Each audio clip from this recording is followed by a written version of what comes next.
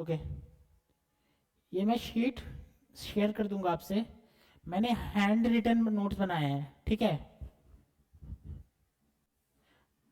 Hand written notes है।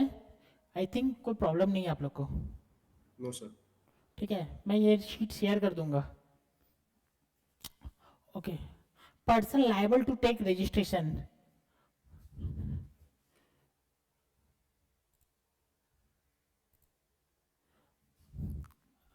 अच्छा समुद्र, दिख रहा है क्या? हाँ sir. Okay, person liable to take registration. When a person is liable to take registration under three circumstances. Sir इस circumstances नहीं है, subsections है। आप बुक खोलेंगे तो सेक्शन 22 सबसेक्शन 1, सेक्शन 22 सबसेक्शन 2, ऐसे करके सर आपको याद नहीं रखना है। As per section 22 three circumstances when person is liable to take registration. First,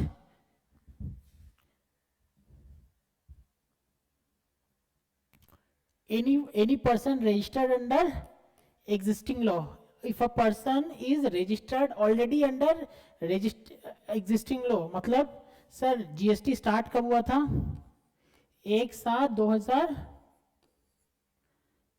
1/7/2017। Yes sir. इसके पहले क्या चल रहा था? इसके पहले चल रहा था वैट, इसके पहले चल रहा था एक्साइज, यही तो चल रहा था। इसके पहले चल रहा था सर्विस टैक्स, इसके पहले चल रहा था वैट, इसके पहले चल रहा था सर्विस टैक्स, इसके पहले चल रहा था excise. if any person is already if any person was already registered under this act, the person is liable to take registration under GST also। ठीक है, चैप्टर हो रहा है रजिस्ट्रेशन, चैप्टर हो रहा है registration. When a person is liable to take registration, understood? ये chapter अभी चल रहा है। तो मैंने अभी फर्स्ट सेक्शन ही पढ़ाया है, सेक्शन 22। ठीक है, सेक्शन 22 उसमें क्या बोलते हैं sir? When a person is liable to take registration, answer है if any person already registered under existing law मतलब VAT, excise and service tax, then he is liable to take registered under GST Act also, understood? Transfer of business,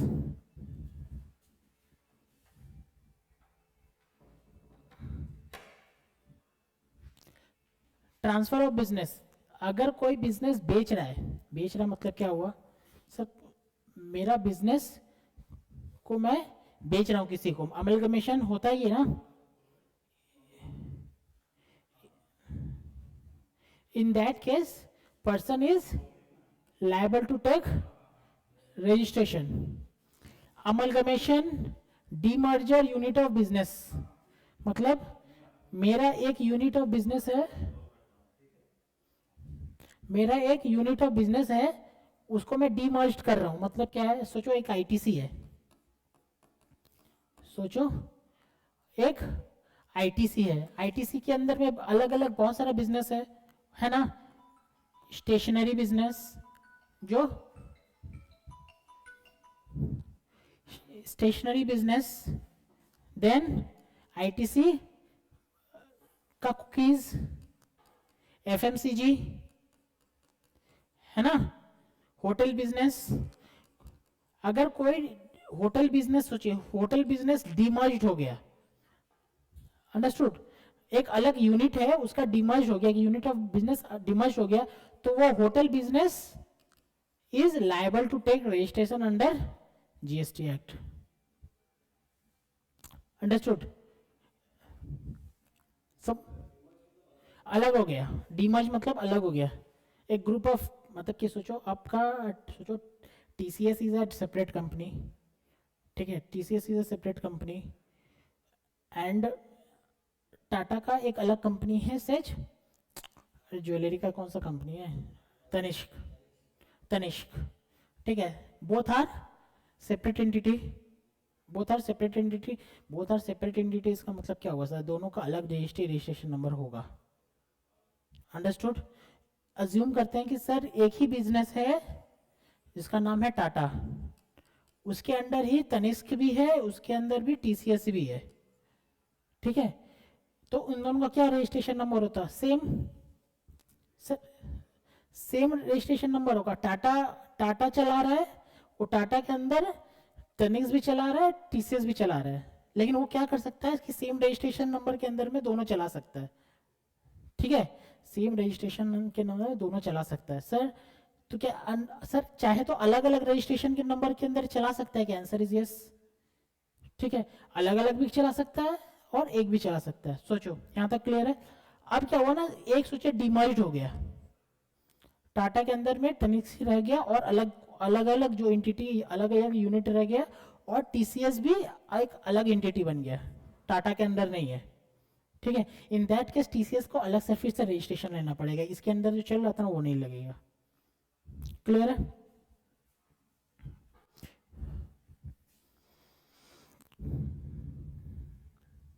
okay और क्या है? Person liable to take registration under section 22, person liable to take registration under 22 दो तरीका से बांटा गया है। सुनो क्या हुआ था ना, स्टार्टिंग में जीएसटी आया था, समझ में आ रहा है क्या आपको? Yes sir. स्टार्टिंग में जीएसटी आया था तो क्या प्रॉब्लम हुआ था ना, जीएसटी का टर्नओवर क्या कर दिया, 20 lakhs। if your turnover in any financial year at any point of time cross 20 lakhs, then you have to make compulsory registration under GST Act, ठीक है। सर मेरा यहाँ चल रहा है अप्रैल टू मार्च, ठीक है, तो सर क्या मेरा यहाँ पे सोचो सितंबर पे मेरा आ गया है 20.1 लाख, जस्ट क्रॉस्ड है ना, जस्ट क्रॉस, तो सर क्या मैं रजिस्ट्रेशन कब लूंगा? मार्च के बाद? Answer is no, you are liable to take registration within 1 month of crossing the threshold limit, within 1 month आपको अप्लाई करना पड़ेगा, विद इन 1 month। क्लियर है? अब क्या है कि ये 20 lakhs के लिए प्रॉब्लम क्या हो गया कि इसमें बहुत ज़्यादा, जितना 20 lakhs छोटा रहेगा उतना ज़्यादा पार्टिसिपेशन आ जाएगा ना, तो इसको बढ़ा के क्या कर दिया 40 lakhs। क्लियर है? लेकिन बोला गया है कि ये 40 lakhs किसके लिए है? सिर्फ गुड्स के लिए, ठीक है, यहाँ सब लिखा हुआ है, मैं शेयर कर दूंगा, ठीक है। 40 lakhs किसके लिए? गुड्स के लिए। और अगर आपका गुड्स प्लस सर्विस है, दोनों है, तो 20 lakhs। आपका अगर सर्विस है तो 20 lakhs। क्लियर है? आया समझ में? मतलब सिर्फ गुड्स कर रहे हैं तो 40 lakhs, गुड्स सर्विस दोनों कर रहे हैं तो 20 lakhs, और सिर्फ सिर्फ सर्विस कर रहे हैं तो 20 lakhs, ठीक है। अब क्या हुआ ना, हम लोग जैसे सर, जैसे कि मिजोरम, ये कहाँ हुआ सर? जीएसटी काउंसिल में। किसको देख के? इंडिया को देख के। और इंडिया में मेजोरिटी क्या होता है? मुंबई, कैलकाटा, मतलब मेट्रोपॉलिटन सिटीज, वहाँ पे तो बिजनेस भर भर के होता है। यहाँ पे देखे तो नॉर्थ ईस्ट में, नॉर्थ ईस्ट जैसे जो स्पेशल कैटेगरी स्टेट्स है उसमें बिजनेस उतना ज़्यादा डेवलप नहीं होता, ठीक है। तो काउंसिल को ऐसा, अच्छा मतलब कि डिपार्टमेंट को क्या चाहिए, ज़्यादा से ज़्यादा जीएसटी में आए या कम से कम आए? ज़्यादा से ज़्यादा है ना, तभी तो टैक्स भर भर के मिलेगा। तो दिखा कि यहाँ पे उतना ज़्यादा बिजनेस नहीं है, तब तो 20 लाख कर देंगे तो बहुत जन का रजिस्ट्रेशन एप्लीकेबल ही नहीं रहेगा, यहाँ के लोग तो मजे मारेंगे। तो उन लोगों को क्या किया, वो 20 लाख उठा के 10 लाख कर दिया। अंडरस्टूड? याद रहेगा?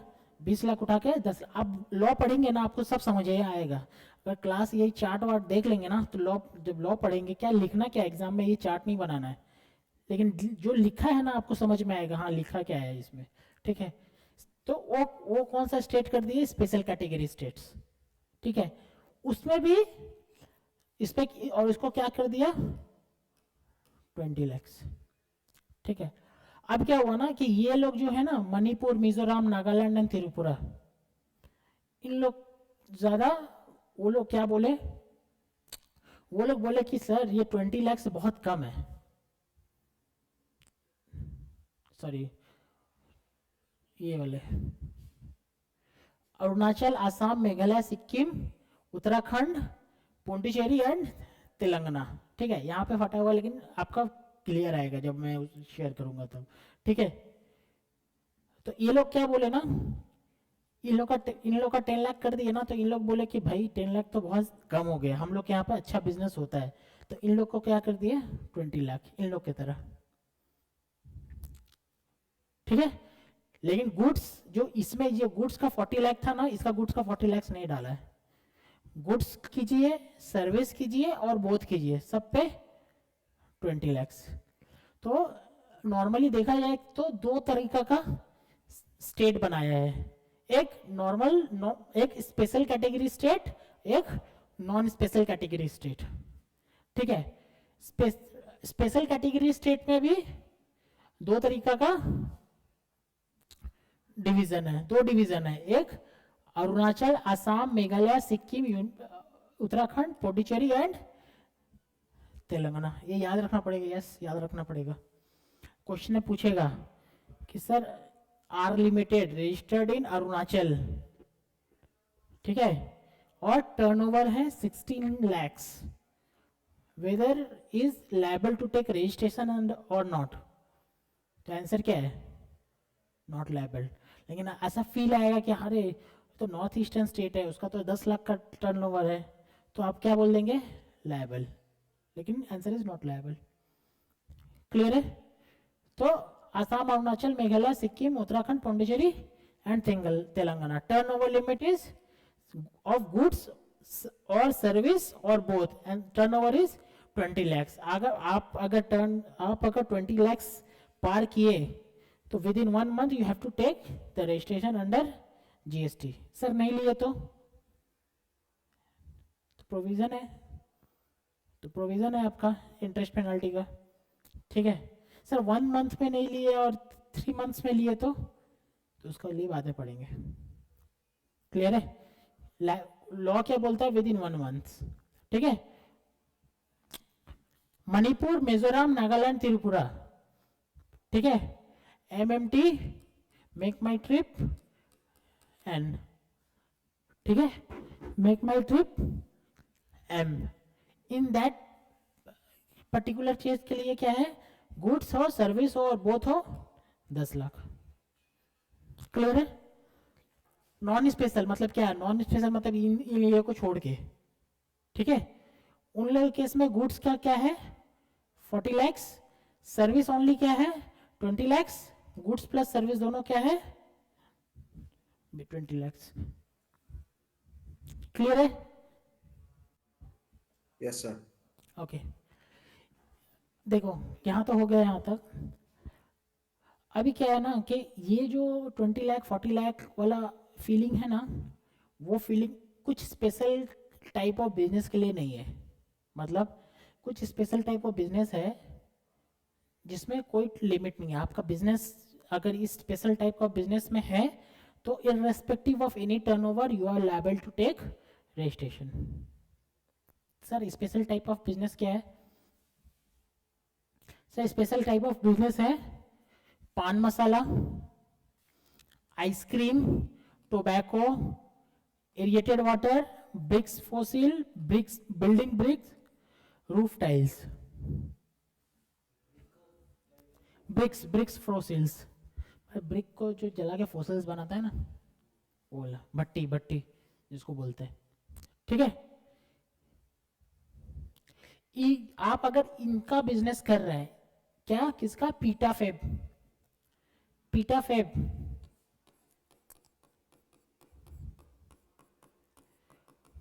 कब पीटा गया, कब पीटा गया फेब में। ठीक है, ठीक है, कब पीटा गया फेब में। फेब में अगर पीटा गया तो आपका कोई टर्नओवर लिमिट नहीं है सर, बिजनेस 1 रुपया में चल रहा है sir, you have to take registration. ठीक है, ओके। मैन्युफैक्चर करो, सेल करो, बिजनेस ऑफ दिस आइटम। हाँ ठीक है। हाँ, पान मसाला बोला है, विमल पान मसाला। हाँ हाँ, उसको बेचना पड़ेगा। ठीक है, मैन्युफैक्चरिंग एवरीथिंग लॉ पे पढ़िए तो क्या है, बुक दीजिए, मैन्युफैक्चरिंग होगा।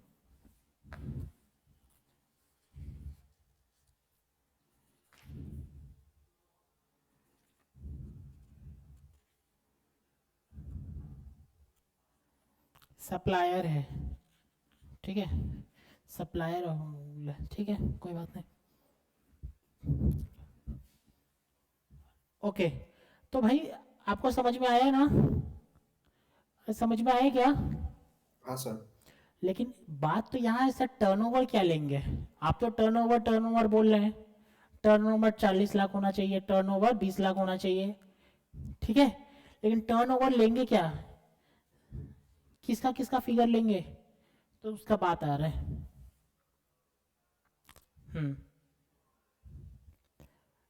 एटीओ, एग्रीगेट टर्नओवर, ठीक है, क्या क्या इंक्लूड करेंगे, ऑल टैक्सेबल सप्लाई, ये तो समझ में आ रहा है ना, इसके लिए क्या पढ़े, taxable supply,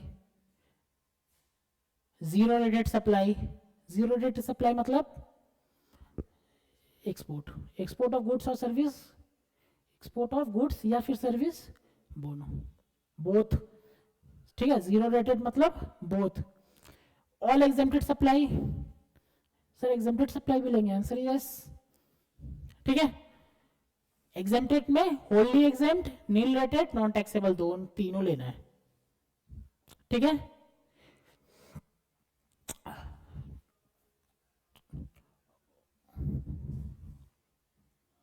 all inter state supply, ठीक है, नॉर्मल है ना, इंटर स्टेट सप्लाई भी लेना है, ठीक है, लेकिन क्या नहीं लेंगे सर, आपको पता है सब कहाँ सीखे थे, सब एक्सक्लूड करना है, आईजीएसटी एक्सक्लूड करना है, आईजीएसटी, सीजीएसटी, एसजीएसटी, नॉर्मल है ना, जिसका टैक्स है वही एक्सक्लूड करना है, आरसीएम एक्सक्लूड करना, आरसीएम नहीं लेना है, कंपनसेशन सेस नहीं लेना है, नहीं लेना है, कोई भी टैक्सेस नहीं, ये तीनों टैक्सेस नहीं लेना है, ठीक है, म्युनिसिपल टैक्स जोड़ा हुआ है आपका टर्नओवर में तो लेना है, अंडरस्टूड, लेकिन क्या नहीं लेना, आईजीएसटी नहीं लेना, सीजीएसटी नहीं लेना, एसजीएसटी नहीं लेना, कंपनसेशन सेस नहीं लेना, और आरसीएम जिस पे हम लोग टैक्स पे कर रहे हैं, मतलब क्या है सर, मैंने एक एडवोकेट सर्विस लिया, उस पर आरसीएम पेमेंट करेंगे, आंसर इज यस, तो वो मैंने एक एडवोकेट सर्विस लिया, मेरे पास बिल आया कितना, 1 लाख रुपया, उस पर मैंने जीएसटी पेमेंट कर दिया 18,000, तो वो 1 लाख का चीज जो मेरे पास बिल आया है, उसको क्या टर्नओवर में काउंट करेंगे, answer is no, understood.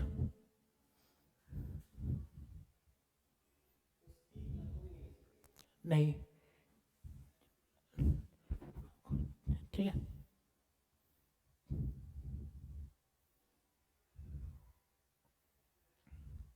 Section 23, 22 समझ में है,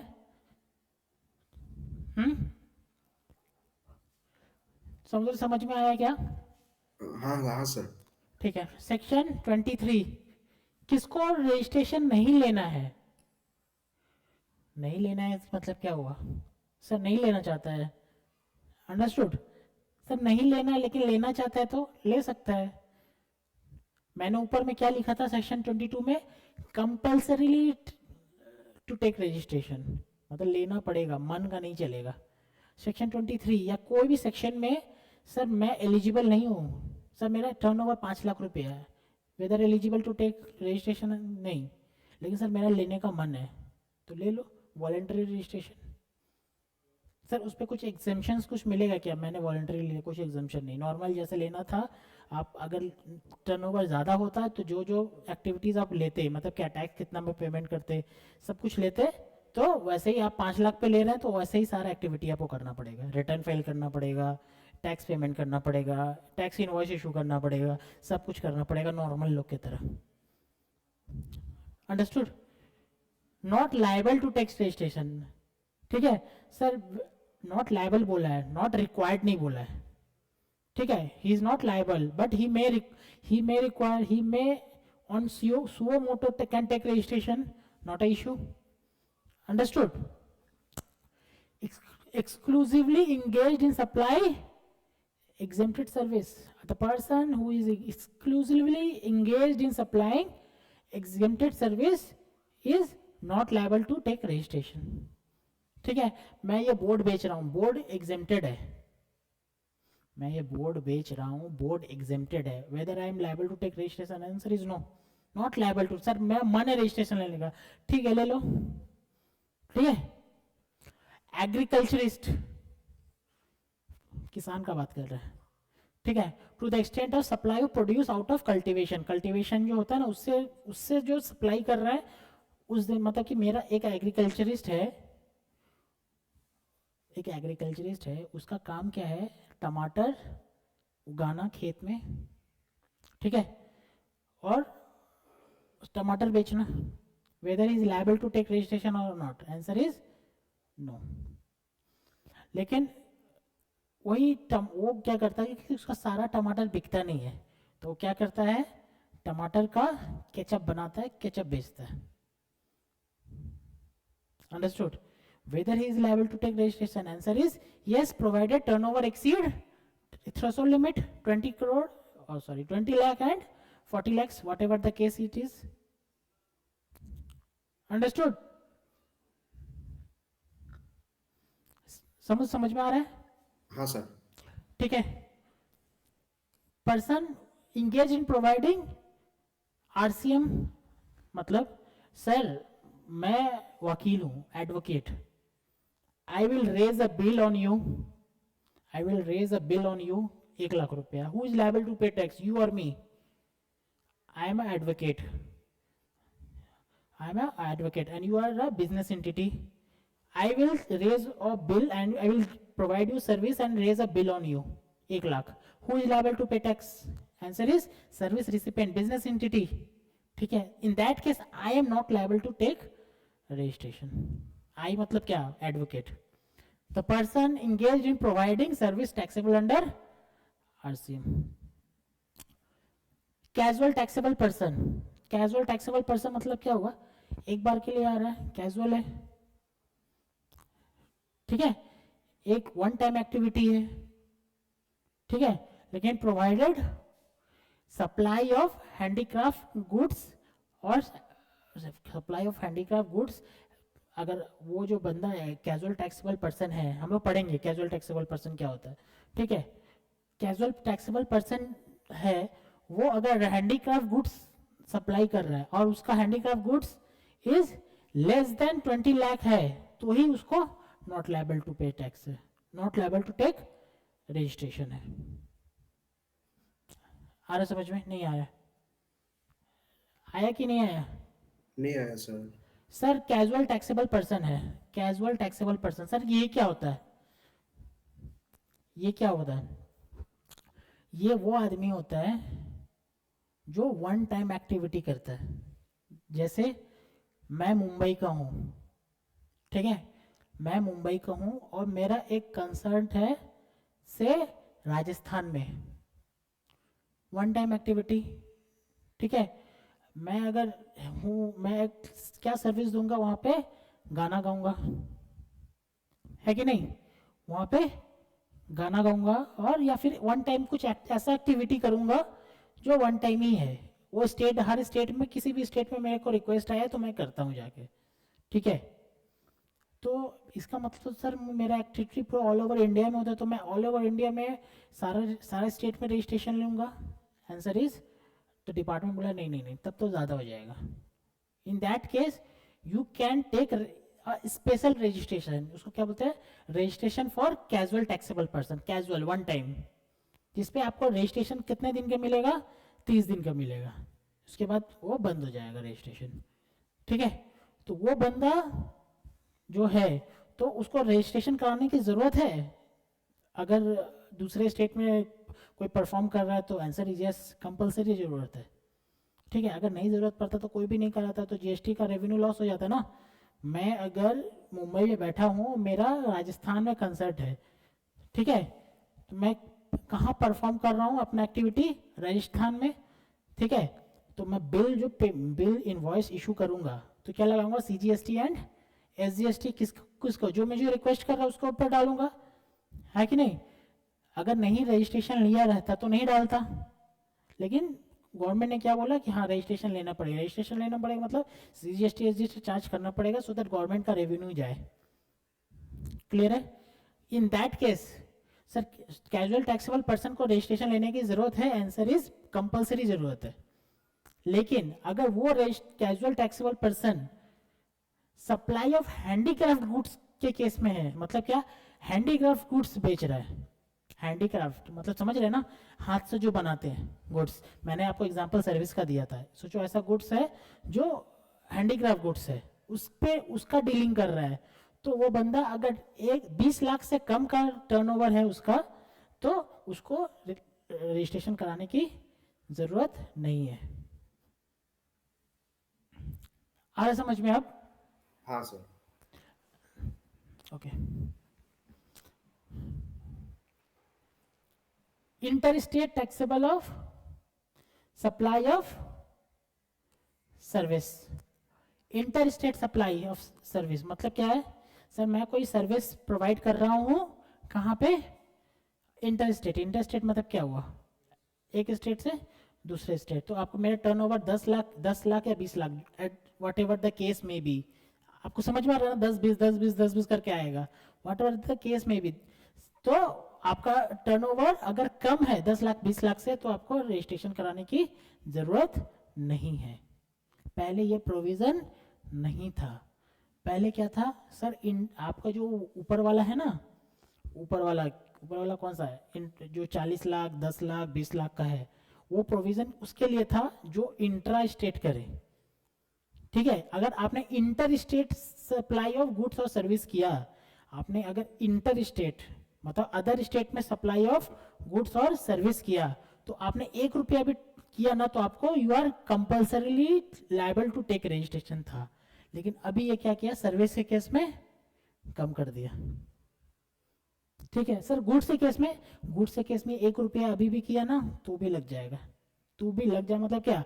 तो भी आपका रजिस्ट्रेशन कराना कंपलसरी हो जाएगा। ठीक है, mark the word service, not in case of goods. आ रहा समझ में? हाँ sir. Interstate taxable supply of handicraft goods.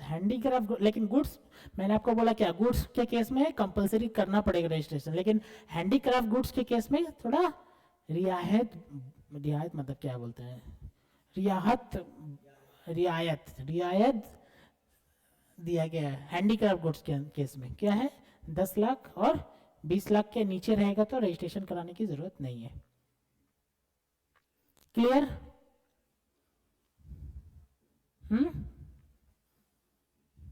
हाँ सर। ओके।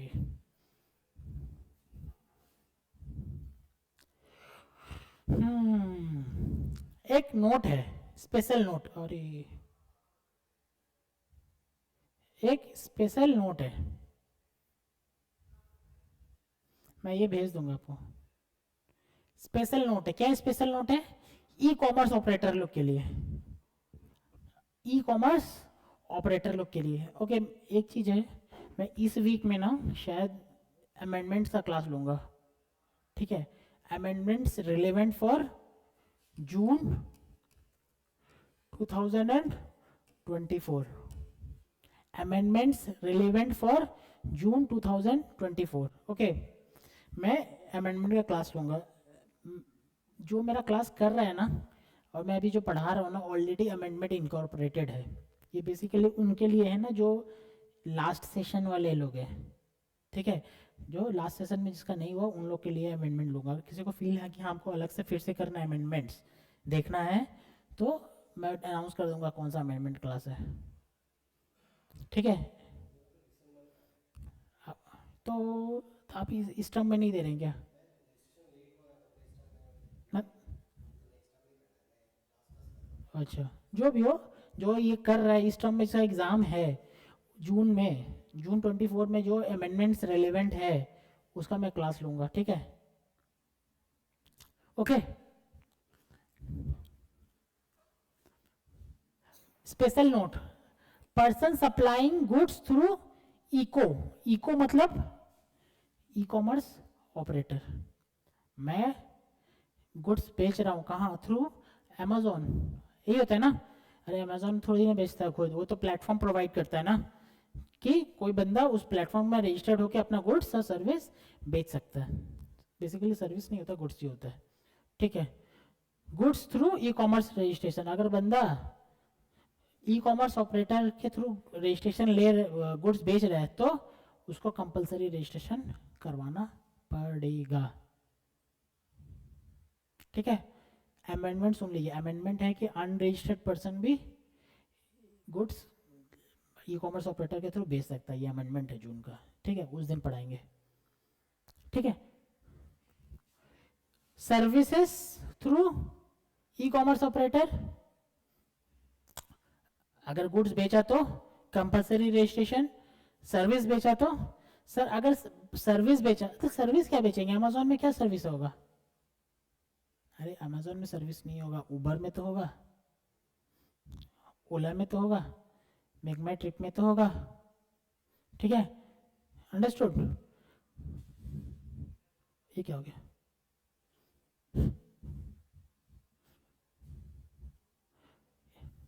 सर अगर सर्विस बेचे तो अगर, कहाँ गया?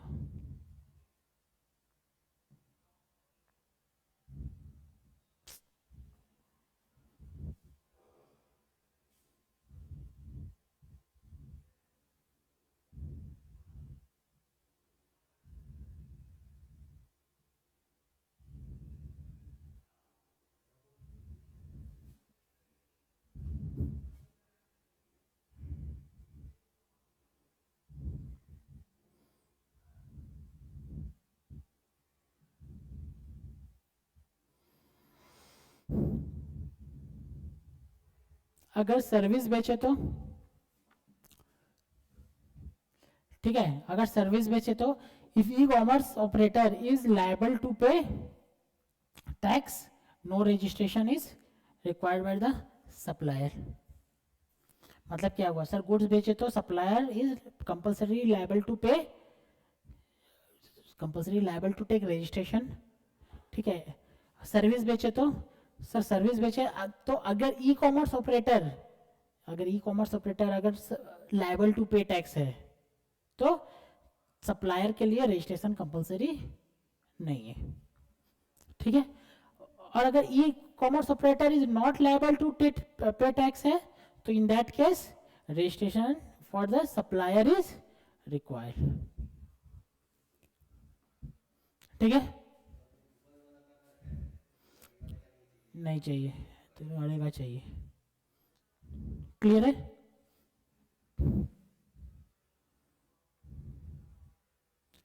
कंपलसरी रजिस्ट्रेशन, ऊपर में क्या था? ऊपर में क्या था सर? लायबल टू रजिस्ट्रेशन, उसके बाद क्या था? नॉट लायबल टू रजिस्ट्रेशन, उसके बाद क्या? कंपलसरी रजिस्ट्रेशन, मतलब क्या? देखना नहीं है टर्नओवर, टर्नओवर कंडीशन कुछ नहीं देना है, अगर आ गया तो कंपलसरी रजिस्ट्रेशन लेना ही पड़ेगा। क्या क्या केस है देखते हैं। Inter state supply of goods, inter state supply of goods याद है, लेकिन एक्सेप्शंस याद है? ऊपर में दो एक्सेप्शंस था, सप्लाई ऑफ सर्विस और हैंडीक्राफ्ट गुड्स, ठीक है? अगर inter state supply of goods रहेगा तो कंपलसरी रजिस्ट्रेशन लेना पड़ेगा। Casual taxable person, compulsory registration लेना पड़ेगा। एक्सेप्शंस याद है? हैंडीक्राफ्ट वाले लोग, हैंडीक्राफ्ट वाले लोग का एक्सेप्शंस दे के रखा, लेकिन कहाँ तक का? 10 लाख और 20 लाख का। समझ में आ रहा है?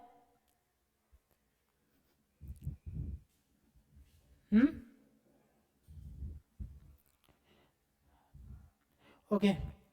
एनआरटीपी, एनआरटीपी मतलब क्या है? नॉन रेसिडेंट टैक्सेबल पर्सन,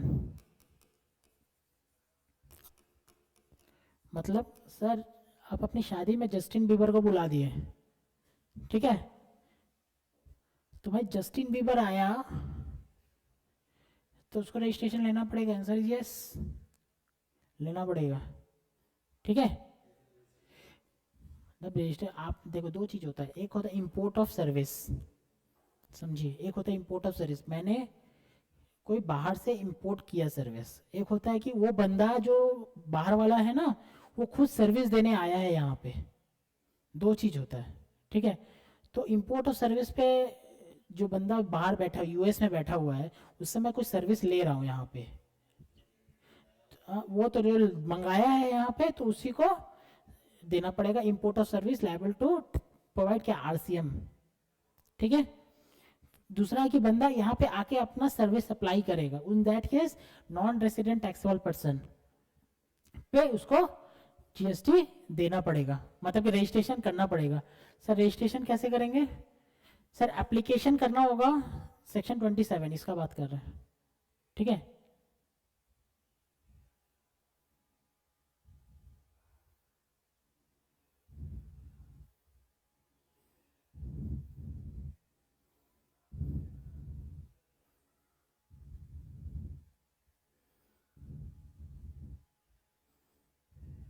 बहुत ज़्यादा है, ठीक है। एप्लीकेशन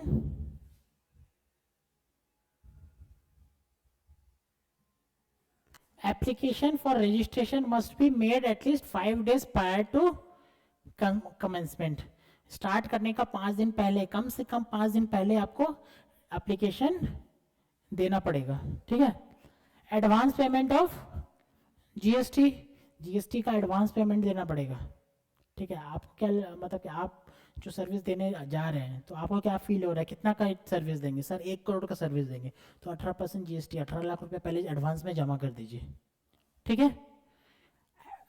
वैलिडिटी, रजिस्ट्रेशन जो मिलेगा ना यहाँ से उसका वैलिडिटी क्या है, 90 डेज और specified in the registration certificate which ever is earlier. मतलब क्या है सर, आपका 90 डेज का वैलिडिटी रहेगा, ठीक है।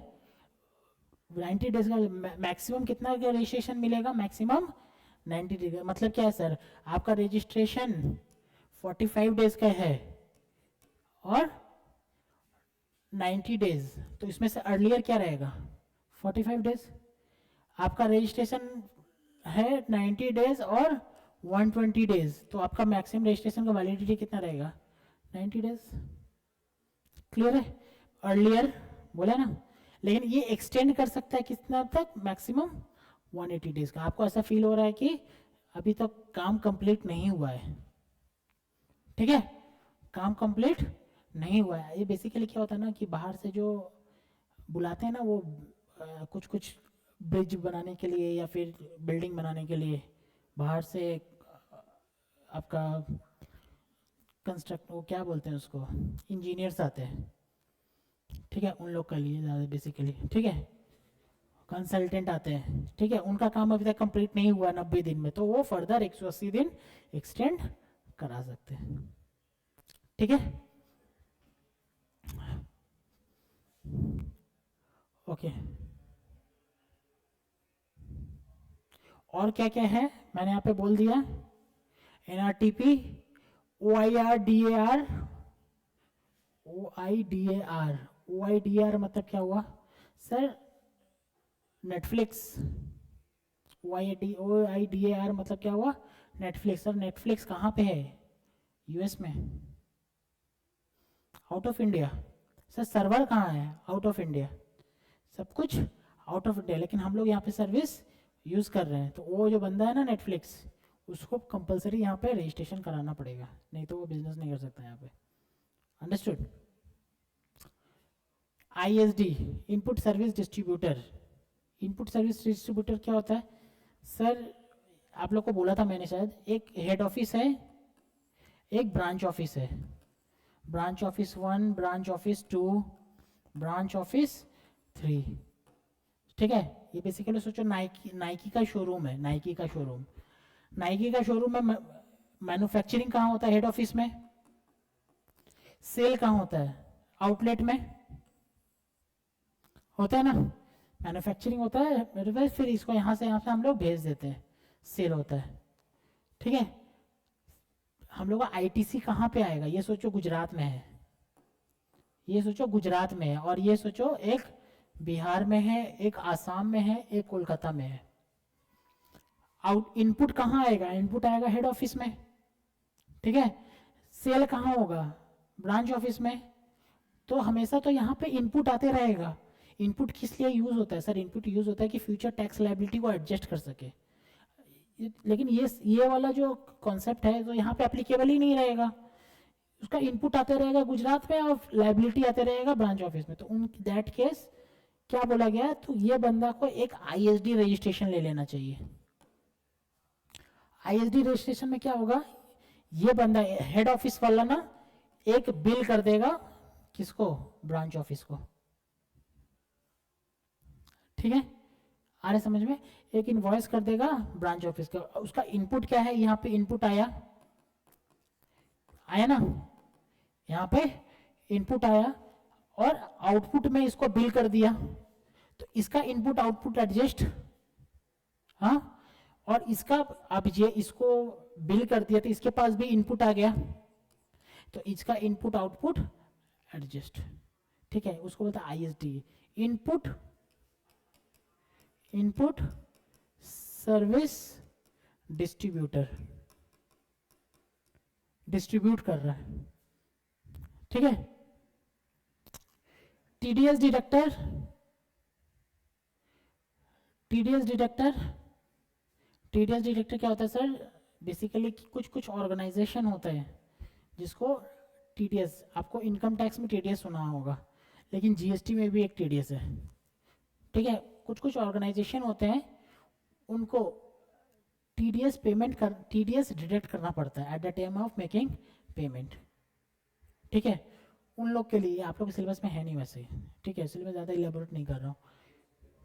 ठीक है, उन दैट केस टीडीएस डिडक्टर को भी रजिस्ट्रेशन लेना पड़ेगा। TDS, TCS, e commerce operator मैंने बोला था ऊपर में।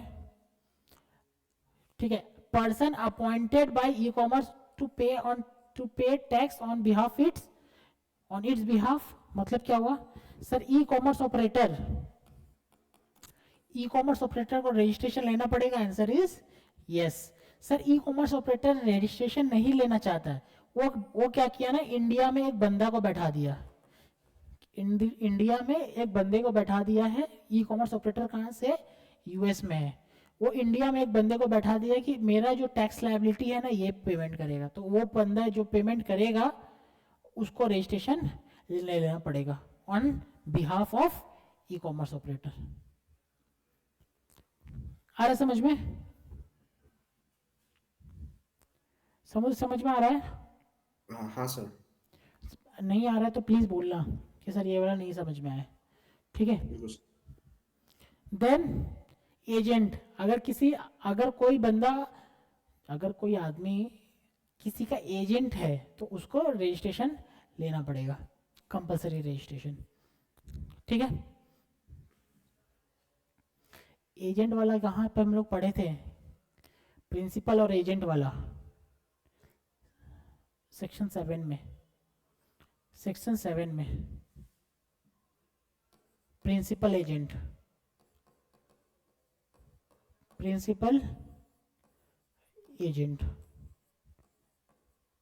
ठीक है। Procedure for registration. What are the procedure for registration?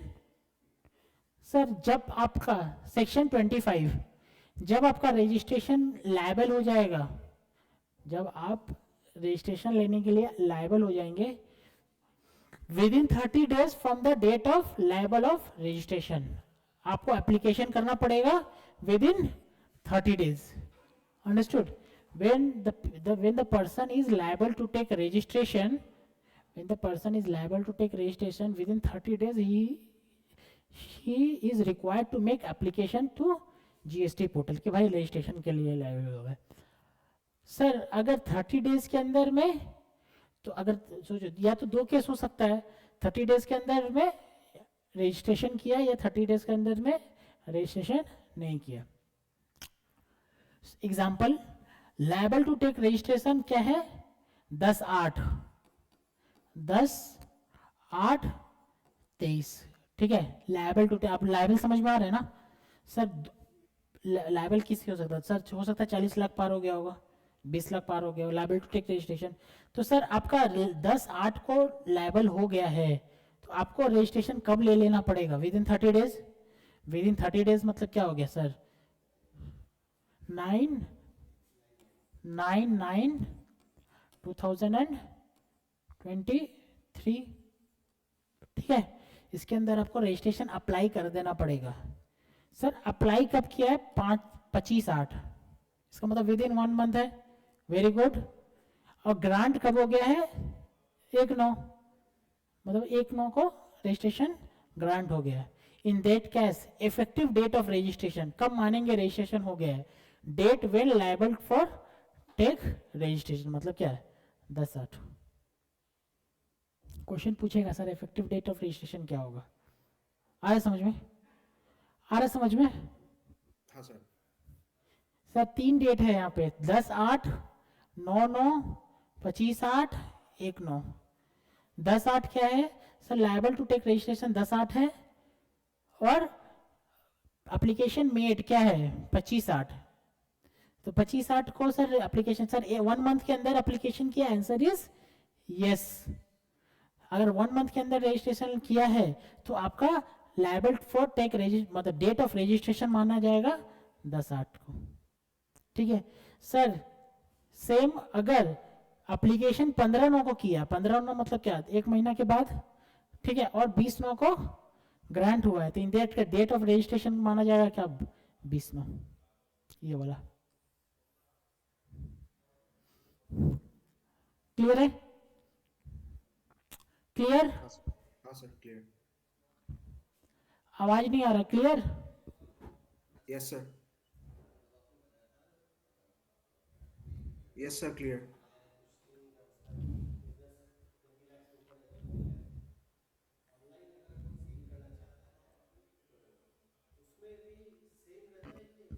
Online मतलब क्या, ई कॉमर्स ऑपरेटर. ई कॉमर्स ऑपरेटर हाँ लायबल सेम रहता है. लायबल टू टेक रजिस्ट्रेशन है, लायबल मतलब क्या है,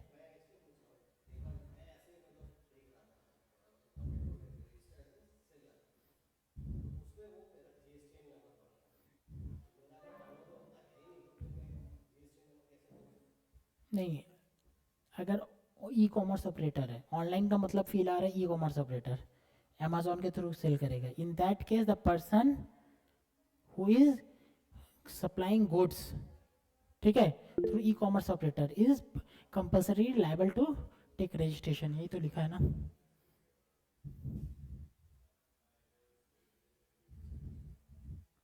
compulsory liable to take registration.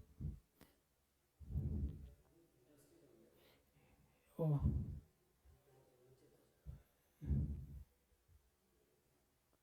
Compulsory liable to take registration, यहाँ पे डाला था अभी.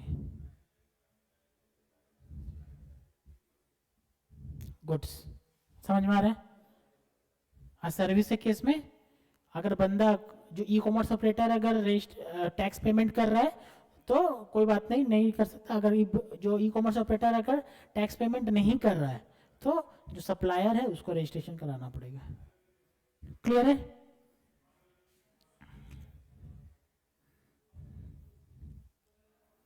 यहाँ पे मैंने ऐसे लिख दिया रिवाइज्ड. ओके, और एक चीज सुन लीजिए.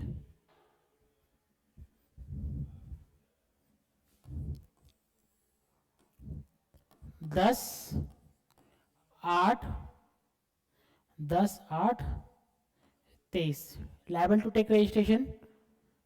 और उसका ग्रांट कब मिला है रजिस्ट्रेशन, 1/9/23, यही तो मिला है ना. तो इसके बीच में सोचो 1/9 नहीं है, सोचो 30/8 है, 31/8/23. इसके बीच में उसको इसका जीएसटी रजिस्ट्रेशन नंबर था क्या? नहीं था, क्योंकि आया ही नहीं था, ग्रांट तो 1/9 का हुआ है। तो इस जगह पे उसको जीएसटी कलेक्ट करना पड़ेगा क्या? Answer is yes, answer is yes. अब बोलता हूँ, जब आप अप्लाई करोगे ना, अप्लाई करेंगे, अप्लाई मतलब यहाँ पे, तो एक ARN जनरेट हो जाता है, एप्लीकेशन रेफरेंस नंबर, ठीक है, जनरेट हो जाता है। तो गवर्नमेंट बोली है, लॉ में लिखा हुआ है, आप जब टैक्स इनवॉइस इशू करेंगे ना, तो रजिस्ट्रेशन नंबर आपको डालना चाहिए था अपना, so that person is liable to take credit. तो आपके पास अभी तो रजिस्ट्रेशन नंबर नहीं है, तो आप क्या करो, ARN नंबर डाल दो, ठीक है। कब तक सर? जब तक आपका GSTI नहीं आया है, इस तारीख तक। आपने सोचो इस तारीख तक अगर सोचो 500 इनवॉइस इशू कर दिया, सारे पे ARN नंबर डालो, तो सर ARN नंबर डाल देंगे तो क्रेडिट मिल जाएगा क्या उसको? आंसर इज नहीं मिलेगा। जब आपका यहाँ पे GST नंबर आ जाए 1/9 को, तो क्या करो, वो सारा इनवॉइस जो आपने इनवॉइस किया था ना, उसको अमेंड कीजिए, रिवाइज इनवॉइस इशू कीजिए, और इसको काट के GSTIN लिखिए। क्लियर है? बहुत ही गंदा सा चीज बोला है, लेकिन जो है बोला है बोला है, ठीक है। लेकिन क्योंकि ये बड़े बड़े ऑर्गेनाइजेशन में तो क्या पाँच है क्या, 50,000 भी हो सकता है, 5 लाख भी हो सकता है, कितना इनवॉइस रिवाइज करेगा? लेकिन ऐसा नहीं बोल सकते, आज के डेट में इनवॉइस जनरेशन होता है, हाथ से नहीं होता है, आज के डेट में मैनुअल नहीं होता है, कंप्यूटराइज होता है। तो एक बार क्लिक करने से सारा का सारा इनवॉइस रिवाइज हो जाएगा। क्लियर है? सिंगल रजिस्ट्रेशन,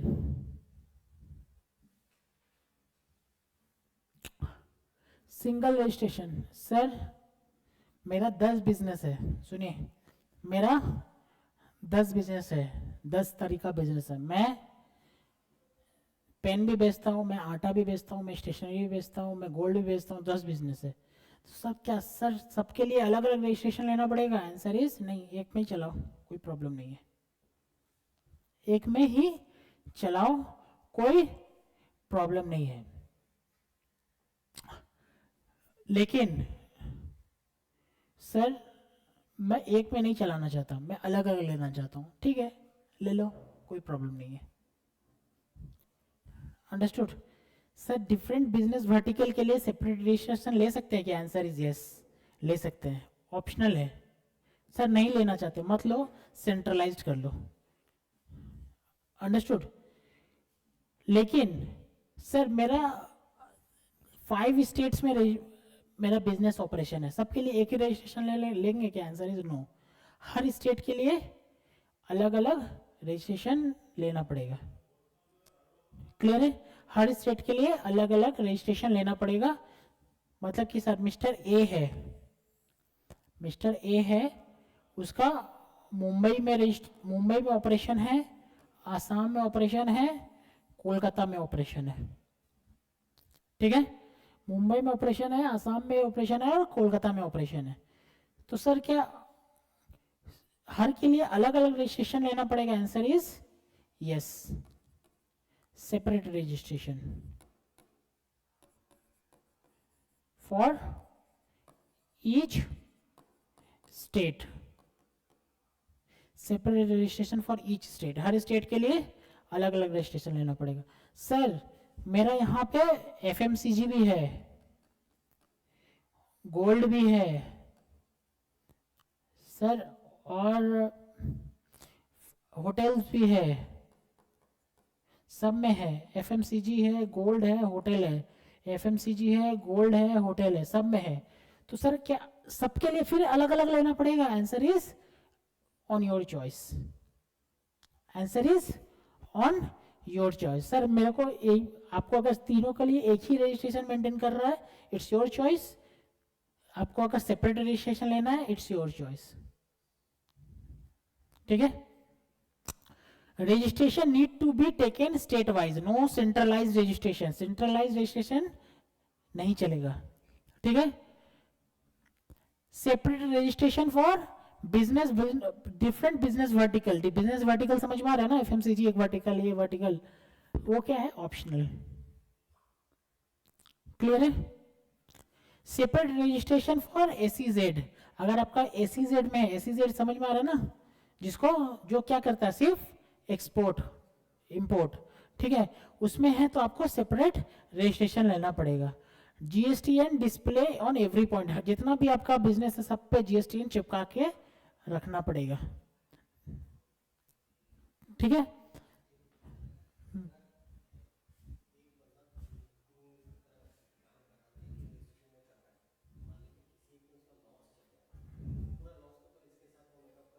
अगर क्वेश्चन है कि सर अगर ये तीन बिजनेस है, तीन बिजनेस वर्टिकल है, एक में लॉस है एक में प्रॉफिट है, तो उसको सेपरेट कर, मतलब उसको सेट ऑफ कर सकता है क्या, नहीं? तो सर सेट ऑफ करना is a question of income tax, not GST, ठीक है। जीएसटी में कुछ नहीं, जीएसटी में इन लॉस और प्रॉफिट पे बात नहीं करते, जीएसटी में सेल पे बात करते हैं, अंडरस्टूड। और फ्रॉम, अगर मतलब कि अगर आउट ऑफ द रीच में जाके बोलूँ तो आंसर इज यस। अगर दोनों नॉर्मल बिजनेस है, दोनों नॉर्मल बिजनेस है, तो ये लोग सेट ऑफ कर सकते हैं, ठीक है। लेकिन it is out of our curriculum, मतलब कि out of our curriculum, GST curriculum, ठीक है, ठीक है।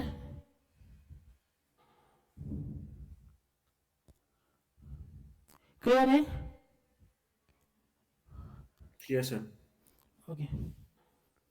डीम्ड रजिस्ट्रेशन, सर आप अगर सीजीएसटी एक्ट में अगर रजिस्टर्ड कर लिए, सीजीएसटी एक्ट में रजिस्टर कर लिए, तो मान लिया जाएगा आपका एसजीएसटी एक्ट में भी रजिस्टर हो गए, अलग से रजिस्ट्रेशन लेने की जरूरत नहीं है।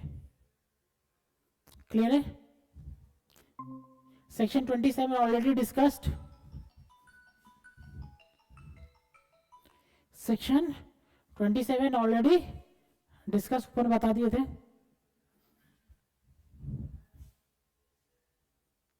अगर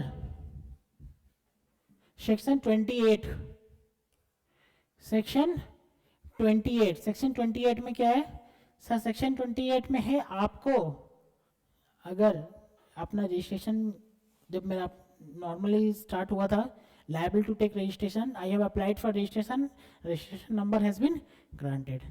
बाद में हो सकता है ना कुछ कि रजिस्ट्रेशन में कुछ चेंजेस आ जाएगा, कैसे? डायरेक्टर चेंज हो गया, प्लेस ऑफ बिजनेस कुछ और आ गया, चेंज हो गया, हो सकता है ना।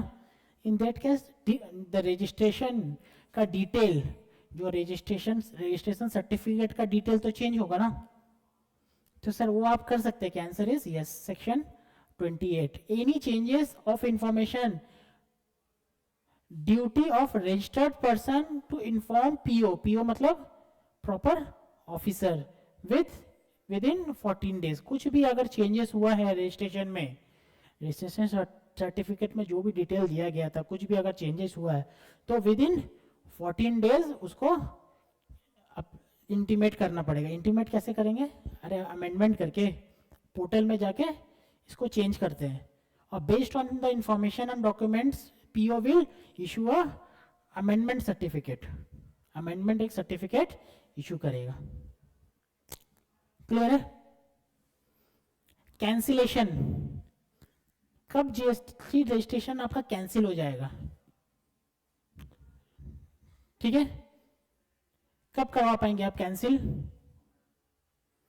सर करवा पाएंगे कब? सेक्शन 29 बोलता है कैंसिलेशन ऑफ रजिस्ट्रेशन। सो मोटो मेरा मन है बिजनेस नहीं करेंगे, मेरा मन है बिजनेस नहीं करना है मुझे, तो कैंसिल करवा दो, business discontinued. Change in constitution, change in constitution का मतलब क्या हुआ? सर पहले प्रोप्राइटरशिप था, अब प्राइवेट लिमिटेड बनाना है मुझे, आ रहे समझ में? अगर प्राइवेट लिमिटेड बनाना है तो प्राइवेट लिमिटेड बनाते तो आपको पहले क्या था? प्रोप्राइटरशिप था, अभी क्या है? सोचो पार्टनरशिप है या फिर प्राइवेट लिमिटेड है, मतलब चेंज इन कॉन्स्टिट्यूशन है। तो इन दैट केस ये वाला को अब कैंसिल करना पड़ेगा, नया रजिस्ट्रेशन यहाँ पे स्टार्ट करना पड़ेगा। Understood? Not liable for taking registration, not liable याद है ना ऊपर में, अगर उस जगह पे है और आपने रजिस्ट्रेशन ले लिया, जैसे जैसे सर मैं गुड्स बेचता था, ये पेन बेचता था, उस टाइम अभी टैक्सेबल चल रहा था तो I was liable to take registration. बाद में क्या ना गवर्नमेंट ने नोटिफाई करके इसको एग्जाम्प्ट कर दिया। Currently I am not liable to take registration. In that case ये जो मतलब इन दैट केस हमको तो अपना रजिस्ट्रेशन कैंसिल कराना पड़ेगा ना। अगर रजिस्ट्रेशन के लिए लायबल नहीं है तो मैं क्यों कंटिन्यू करूँ, रजिस्ट्रेशन कैंसिल करूँ। इन दैट केस आप रजिस्ट्रेशन कैंसिल कर सकते हैं। या फिर डेथ हो गया, जो रजिस्टर्ड पर्सन जो बिजनेस चला रहा था उसका डेथ हो गया, तो उसका लीगल हेयर मतलब क्या, उसका उत्तराधिकारी, ठीक है, वो कैंसिल के लिए अप्लाई कर सकता है।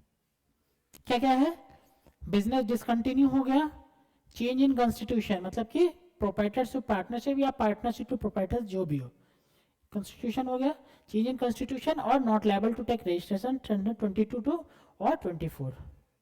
इन दैट केस खुद से कर ले सकते हैं या फिर डेथ हो गया तो लीगल हेयर कर सकते हैं, ठीक है। पीओ कैन कैंसिल, पीओ मतलब proper officer department, can cancel the registration retrospectively. Understood? आप ये तो बात था कि खुद से कर सकते हैं, सर डिपार्टमेंट कर सकता है क्या आपका कैंसिल? Answer is yes. कब? कॉन्ट्रावेंशन ऑफ एनी प्रोविजन, कोई प्रोविजन अगर कॉन्ट्रावेंट करे, कुछ ऐसा है जो आप चोरी कर रहे हैं, डिपार्टमेंट को ऐसा लग रहा है कि चोरी कर रहे हैं, तो भाई आपका रजिस्ट्रेशन वो कैंसिल कर देगा वहां से। रिटर्न फाइल नहीं किए, ठीक है, 3 मंथ हो गया है, अभी तक रिटर्न फाइल नहीं कर रहे हैं, तो रजिस्ट्रेशन कैंसिल कर देगा, तो मतलब कॉम्पोजिशन वाले, ठीक है। Registered person not furnishing return, ठीक है, रिटर्न फाइल नहीं कर रहा, मतलब कॉम्पोजिशन अगर 3 मंथ से ज्यादा रिटर्न फाइल नहीं करेगा तो कैंसिल कर देगा। और यहाँ पे रजिस्टर्ड पर्सन मतलब रजिस्टर्ड नॉर्मल पर्सन करेगा तो रजिस्ट्रेशन कैंसिल कर देगा। कोई फ्रॉड करेगा, सप्रेशन ऑफ फैक्ट करेगा तो registration will be cancelled. Cancellation will not affect the liability payable. Sir हम क्या किए ना, एक समझदार था, वो क्या किया ना, 1 करोड़ का माल सेल किया था, 1 करोड़ का माल सेल किया, 18% जीएसटी, कितना होगा 1 करोड़ 18 लाख।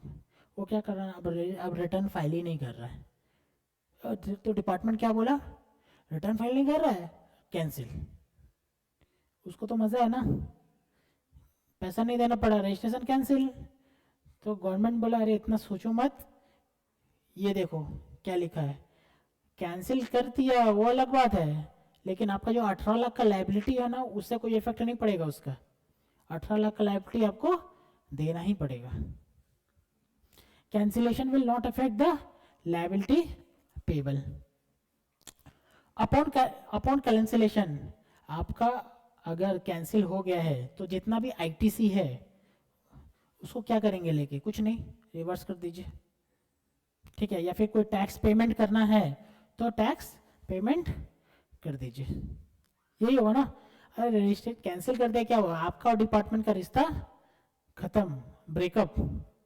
तो ब्रेकअप में क्या होता है, रिश्ता टूट गया है तो सारा गिफ्ट वापस कर दो, ठीक है। समझ में आ रहा है, समझ रहे हो? हाँ सर। राखी सर ये रजिस्ट्रेशन चल रहा है ना सर? हाँ ये हाँ, सेक्शन 22 to 29, ठीक है। हाँ सर। बस खत्म, बताओ। ओके, एक बार बताइए ये वाला, रतुल प्राइवेट लिमिटेड,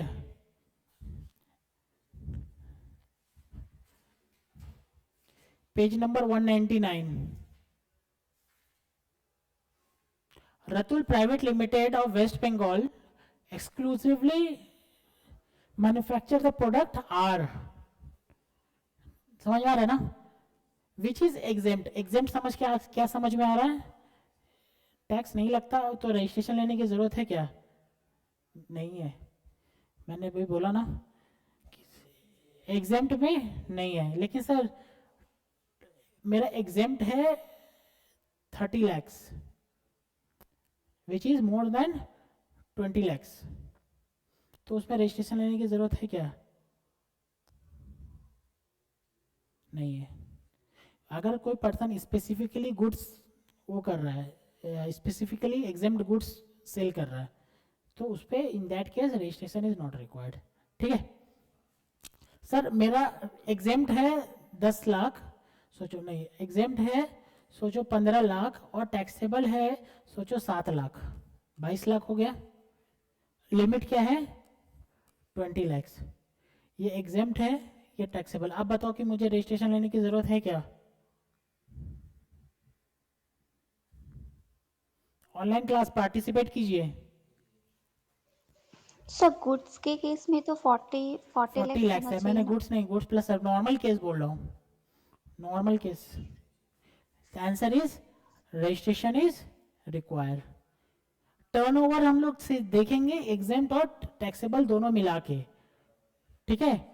और मेरा क्वेश्चन ये था कि एग्जेम्प्ट अगर 22 लाख है, सोचो एग्जेम्प्ट अगर 22 लाख है which is more than 20 lakhs, in that case registration लेने की जरूरत है क्या? लेना है तो ले सकता है, नहीं भी लेना है तो नहीं ले सकता है, कोई प्रॉब्लम नहीं है। लेकिन इन दैट केस कंपल्सरी रजिस्ट्रेशन है। ठीक है, पढ़ते हैं। Which is exempt wide notification relevant and under relevant GST legislation. The company sales are, but R मतलब exempt within West Bengal, ठीक है, and is not registered under GST law.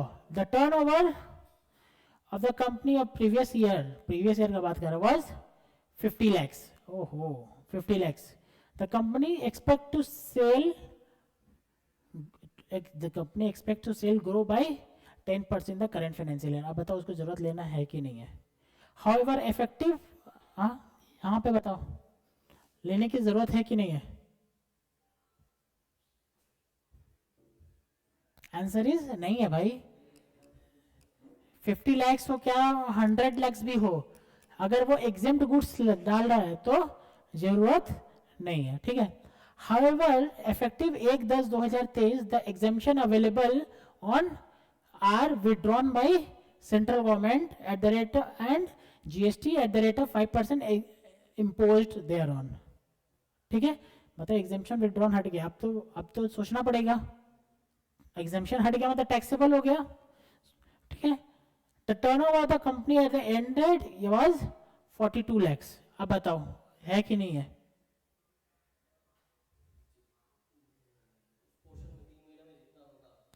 पहला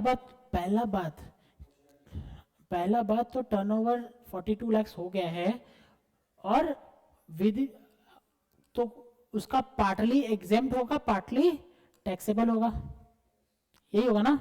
इन that case यही वाला केस है ना, यही वाला केस है ना, तो इन दैट केस रजिस्ट्रेशन लेना कंपलसरी है। सर टैक्स कब पेमेंट करेंगे?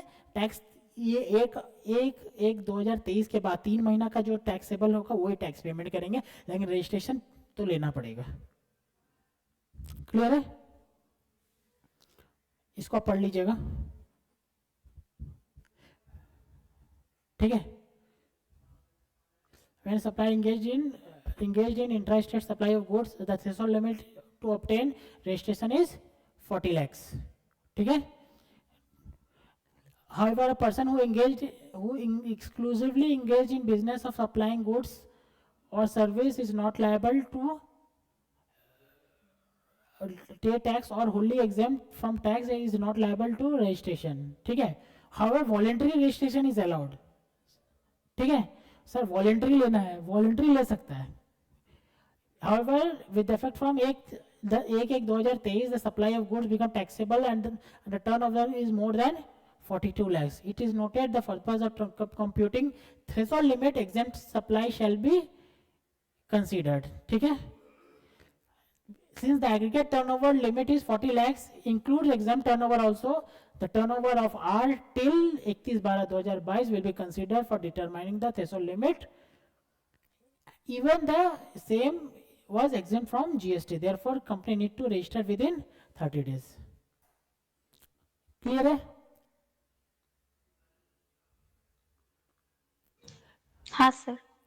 क्लियर है? मैंने आपको 20 लाख इसलिए नॉर्मल केस में बोला था, स्पेसिफिक केस में सिर्फ गुड्स के केस में 40 लाख है, ठीक है? स्टार्टिंग में मैंने एक्सप्लेन किया था वो बोला, ठीक है? Illustration 29, explain the registration under the GST requirement under GST act.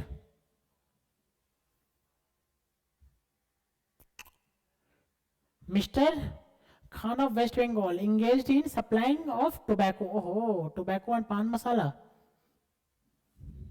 तो सोचना ही नहीं है, लेना है. Liable for registration mandatorily. ठीक है? क्या था? Peter Feb. ठीक है? Mister Tripathi of Mizoram engaged in supplying of papers. Aggregate turnover है क्या है 30. सर मिजोरम सोच के आपको सोचना पड़ेगा. मिजोरम अच्छा मिजोरम, तो उसका कितना था 10 लाख. ठीक है? और मेघालय बोला if what will your answer be different if mister Tripathi is located in Meghalaya. अच्छा यस, ये 10 लाख था, अब यहाँ पे हो जाएगा 20 लाख. तो not liable to take registration. Clear है? Determine the effective date of registration in the following instances. Date of registration याद है ना? Date of registration में क्या था सर? 30 days के अंदर लिया तो date from which he is liable to take registration, और 30 days के बाद लिया तो grant of registration. ठीक है? The aggregate turnover of ML Limited engaged in taxable supply of services का data exceed 20 lakh on 25 August 2022. It applies for registration under कितना है 15 सितंबर. अरे 15 सितंबर है तो इसका मतलब क्या 1 महीना के अंदर. And granted registration certificate on 30 सितंबर. तो डेट ऑफ रजिस्ट्रेशन क्या होगा? Answer is 25 August. क्लियर है? What will you answer in the above scenario this if the M Limited submit application of registration on 28 सितंबर 28 सितंबर 1 महीना बाद and is granted registration on 6 अक्टूबर. तो answer is date of effective date of registration is 6 October. Clear है?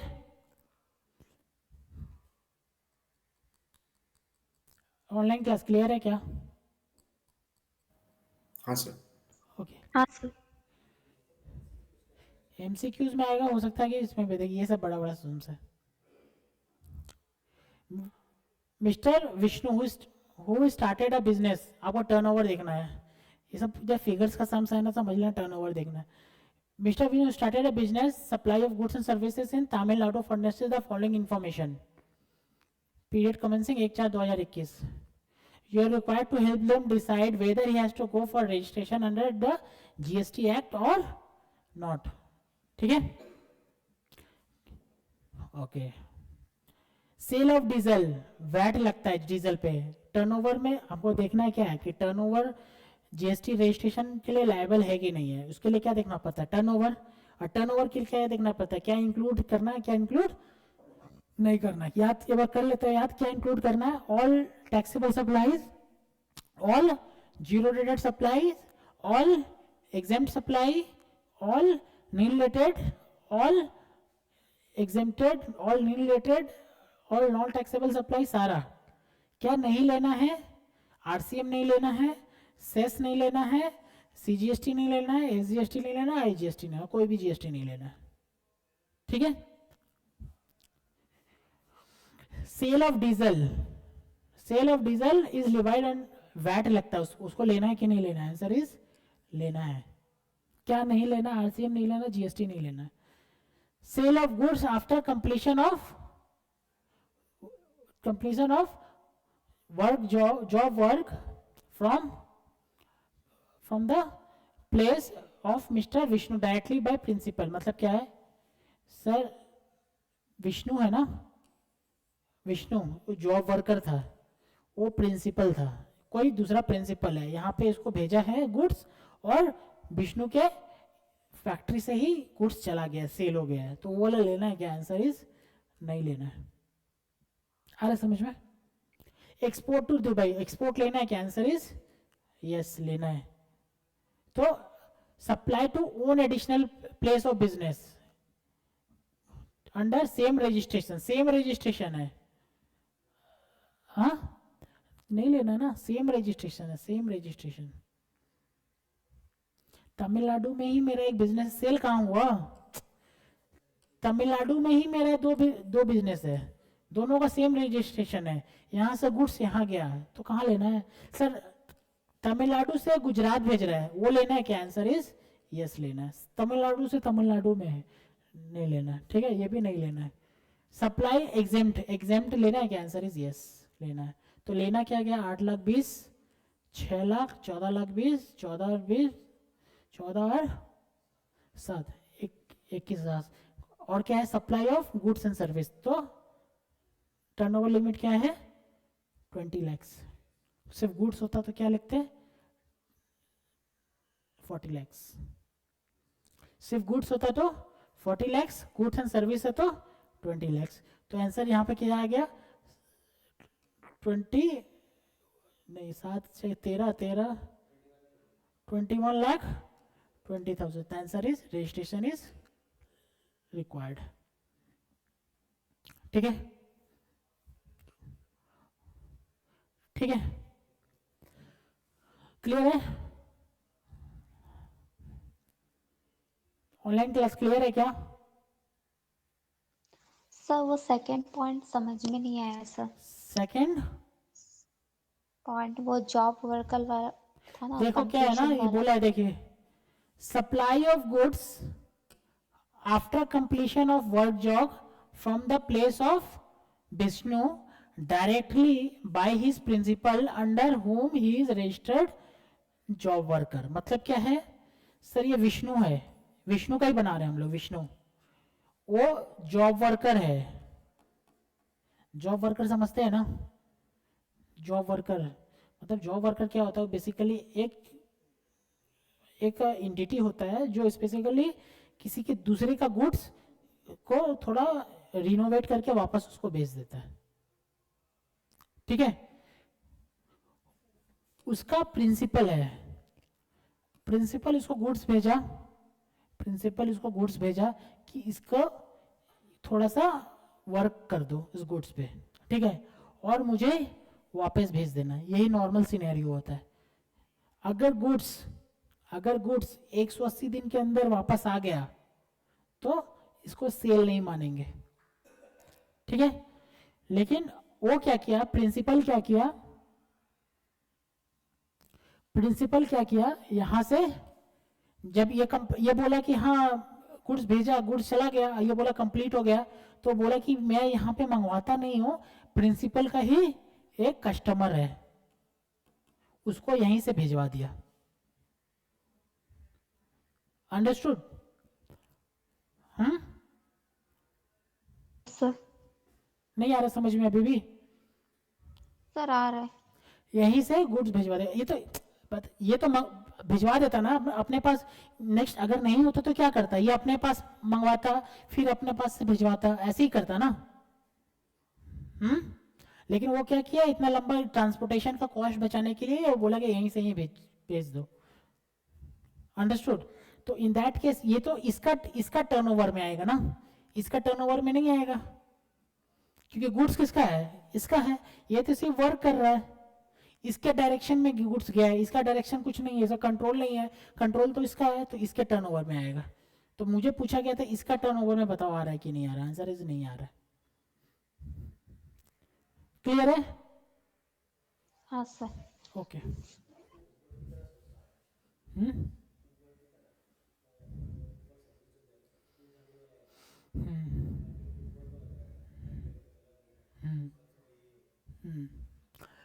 ठीक है, एक चीज देखिए, heading दीजिए computation of GST payable, computation of GST payable,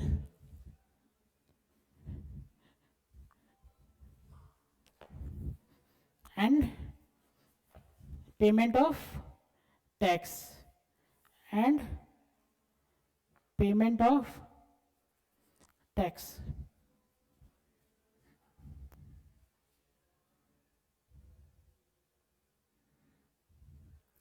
देखिए सर जीएसटी का सेट पेमेंट कैसे करते हैं?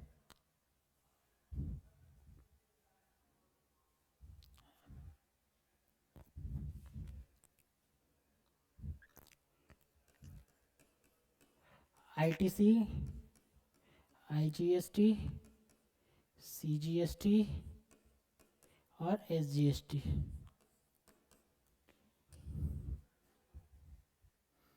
आउटपुट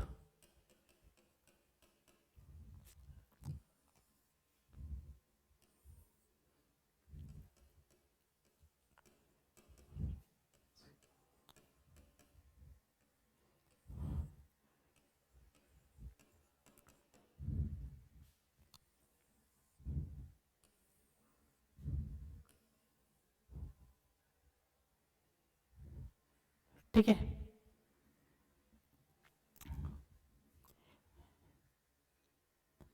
सर मेरा आईटीसी आउटपुट से आईटीसी जाएगा ना, सेटअप होगा ना, आईटीसी से आउटपुट सेटअप होगा। तो सेटअप होने का एक मैनर होता है, खुद से जिससे तिससे सेटअप नहीं करते। क्या मैनर होता है sir? First preference, second, third. नहीं रुको एक minute,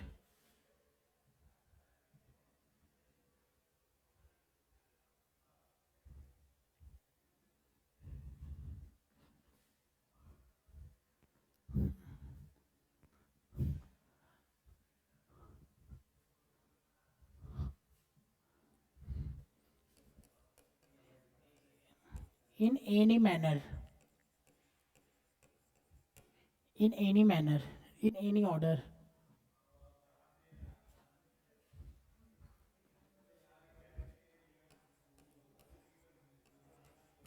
in any order, understood? फिर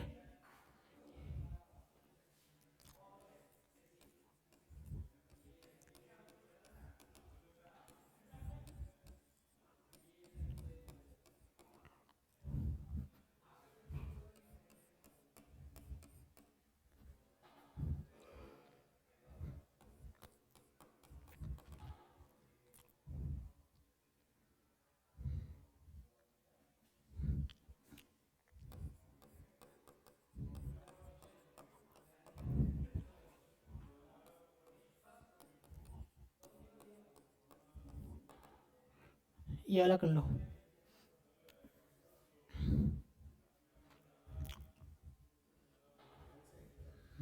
ऑयल से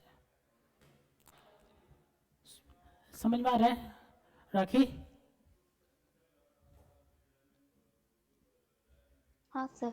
देखिए मेरा अगर आईजीएसटी का क्रेडिट है, if I have a credit of IGST, तो सर सबसे पहले क्या करेंगे? सर सबसे पहले फर्स्ट आईजीएसटी का क्रेडिट यूटिलाइज करेंगे। We will utilise credit of IGST, ठीक है। फिर we will utilise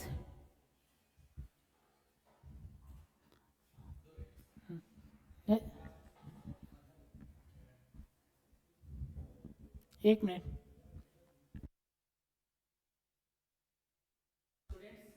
sorry for the interruption, just 2 minutes.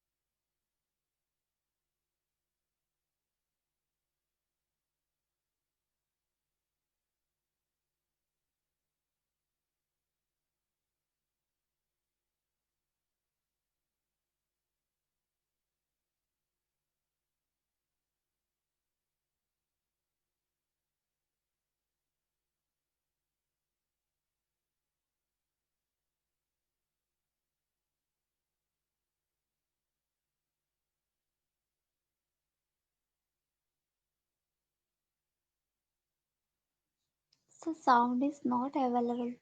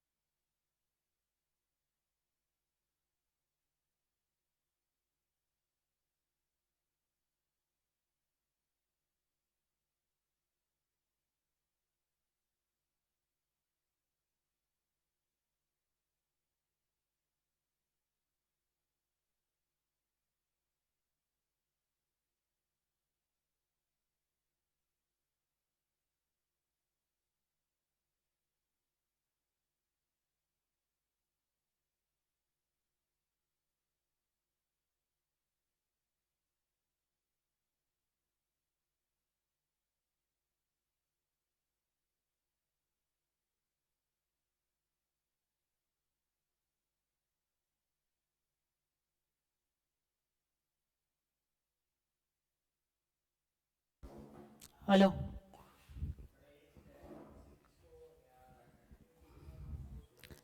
Hello समझ रहे हो? सुनाई दे रहा है? Yes, sir. Okay, sorry for interruption. Okay, देखिए सर, आई मेरा there are two three types of credit, there are three types of taxes, IGST, CGST and SGST. Understood? Sir तीनों तरह का मेरा ITC भी तीन तरह का होता है सर, मेरा आउटपुट भी तीन तरह का होता है. क्लियर है? तो सर ये ITC, IGST, CGST are govern by central government, SGST govern by state government. तो सर जिसका तिसका जिससे तिससे एडजस्टमेंट नहीं रहा. There is a methodology for adjustment of tax. There are methodology of adjustment of tax. Sir क्या methodology है? देखिए बहुत इजी क्वेश्चन, बहुत मतलब प्रोसेस बहुत इजी है, on the same time it is very important also. Methodology क्या है sir? Exhaust your IGST credit first. IGST credit first मतलब क्या? For IGST credit first preference किसको देंगे?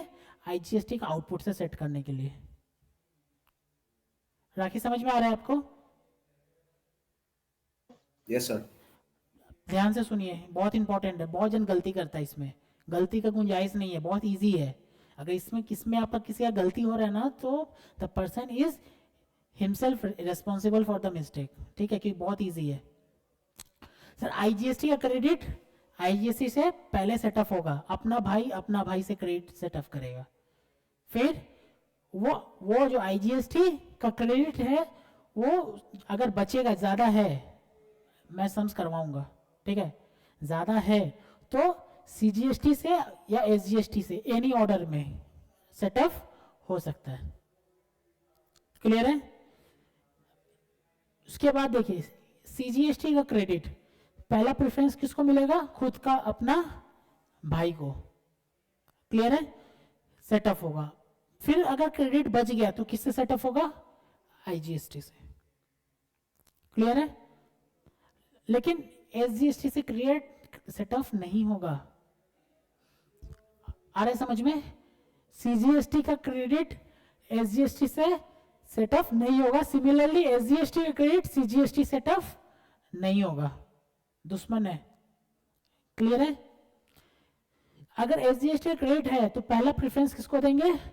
अब खुद को, अपने आप को, SGST को. उसके बाद किसको देंगे?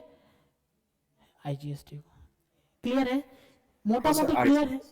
हाँ IGST का एक बार फिर से बता दीजिए. आईजीएसटी ये वाला, हाँ सर।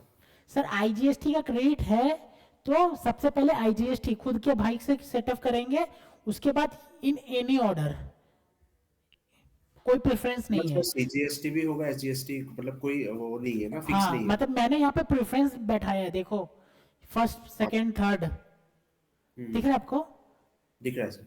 लेकिन इस पर कोई प्रेफरेंस नहीं है। आपको सारा का सारा एसजीएसटी के संग सेटअप करना कर दीजिए, नो प्रॉब्लम। आपको सारा का सारा सीजीएसटी के संग सेटअप करना है कर दीजिए, नो प्रॉब्लम। सर मुझे आधा आधा सेटअप करना है कर दीजिए, no problem. Got it sir. ठीक है, यहाँ पे ऐसा नहीं है, यहाँ पे सबसे पहले सिर्फ प्रेफरेंस किसको देंगे, खुद को, मतलब सीजीएसटी को, उसके बाद आईजीएसटी को, no setup with SGST. Understood समझ गए। Yes sir, sir. एसजीएसटी का सेटअप पहला प्रेफरेंस किसको देंगे, खुद को, एसजीएसटी। फिर उसके बाद आईजीएसटी को। क्लियर है सर? सम्स करते हैं मतलब इसका। सर सीजीएसटी एसजीएसटी पे वो नहीं करेगा, और एसजीएसटी सीजीएसटी हाँ पे। ये थंब रूल है, थंब रूल है सेटअप का, ठीक है। हाँ थंब रूल, अगर मैं थंब रूल बोल रहा हूँ तो किसी को याद आ जाना चाहिए। तो थंब रूल क्या है? थंब रूल है कि एसजीएसटी सीजीएसटी से सेटअप नहीं होगा, सीजीएसटी एसजीएसटी से सेटअप नहीं होगा, ये थंब रूल है, ओके सर। ठीक है। ठीक है सर। हाँ सर। देखिए output IGST CGST SGST sums है, सम्स, ठीक है। 5000 आउटपुट समझ में आ रहा है ना आपको? आउटपुट जिस पे टैक्स देना है। हाँ sir. Are you getting the term output? हाँ सर। ओके, 5000 2000 3000 2000 बेसिकली होता है। चलो एसजीएसटी आईजीएसटी एसजीएसटी सेम होता है।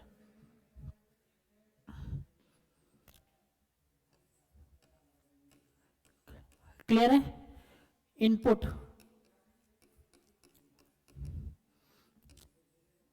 3000 5000 और 5000। सेटअप होगा कि नहीं होगा? सेटअप होगा। क्लियर है? कैसे सेटअप होगा? यहां तक क्वेश्चन है, यहां तक क्वेश्चन है। सॉल्यूशन क्या होगा? आउटपुट टैक्स कितना? 5000 2000 2000, ठीक है। लेस, सबसे पहले क्या था मेरा, देखिए यहां पे आईजीएसटी, ठीक है। Utilisation of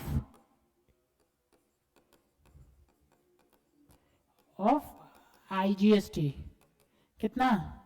3000। सर मेरा मन है इससे करने का, 3000 नहीं कर सकते, मैंने फर्स्ट प्रेफरेंस में लिखा दिया है किधर जाएगा। अंडरस्टूड?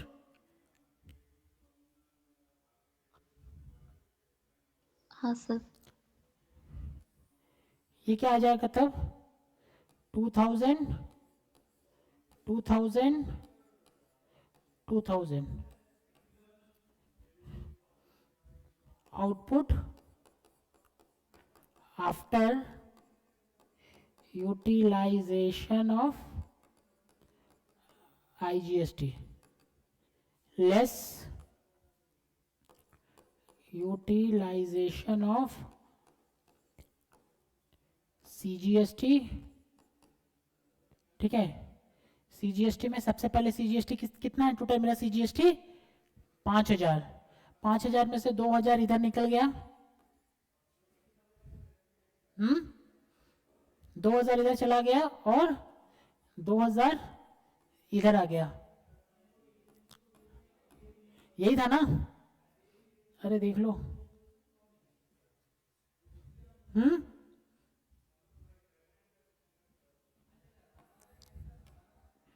ये क्या हो गया? 0 0 0 लेस यूटिलाइजेशन ऑफ SGST कितना आ जाएगा? यहाँ पे 2000 आ जाएगा ना, फिर यहाँ पे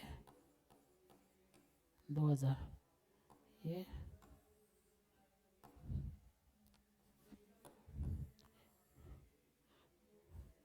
तो टैक्स पेबल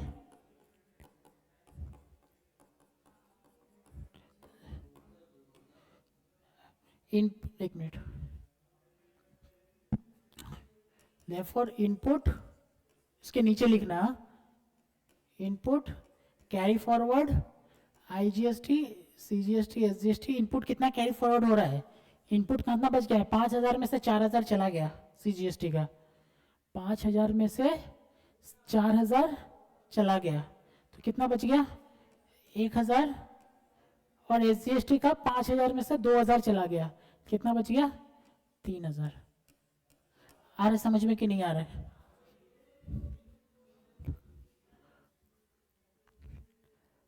आ रहा है कि नहीं आ रहा है? आ रहा है सर। सर आ रहे, ठीक है, जो बच जाएगा वो इनके करके। इनपुट कैरी फॉरवर्ड, हाँ input carry forward for the next month, ठीक है।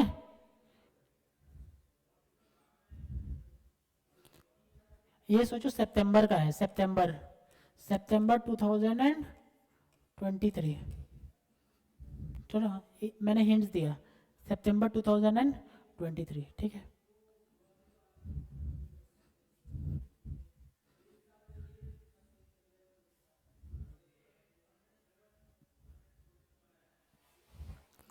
आ रहा है समझ में?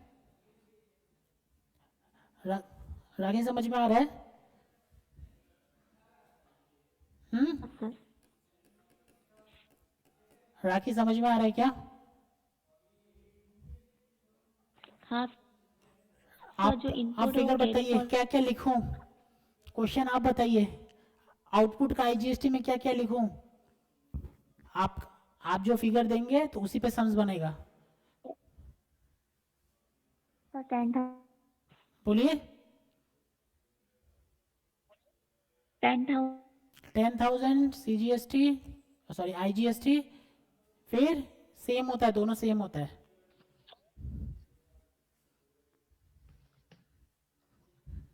क्या लिखूं, सीजीएसटी सीजीएसटी 7,000, क्या 7,000, 7,000, 7,000, 7,000, ये तो ये भी 7,000, आईटीसी, ये वाला बनाए थे किसका, सितंबर का, ये बना रहे किसका, अक्टूबर का, अंडरस्टूड। तो अक्टूबर का आउटपुट, अक्टूबर का आईटीसी, बताइए आईटीसी बताओ, जल्दी जल्दी जल्दी, सबसे पूछा जाएगा अभी।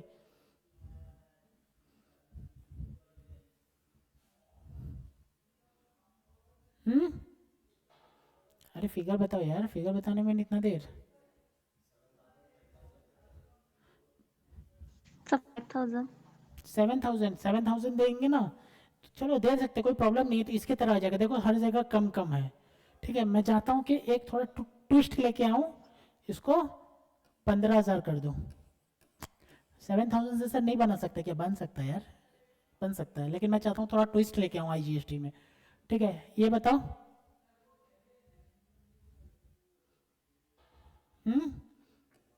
सोचो 2,000, ताकि फिगर्स बताने बोले यार, 2,000, ये ठीक है, क्लियर है। हाँ सर, आउटपुट टैक्स पेबल कितना है, 10,000, 7,000, 7,000 लेस क्या था वो, यूटिलाइजेशन ऑफ आईजीएसटी,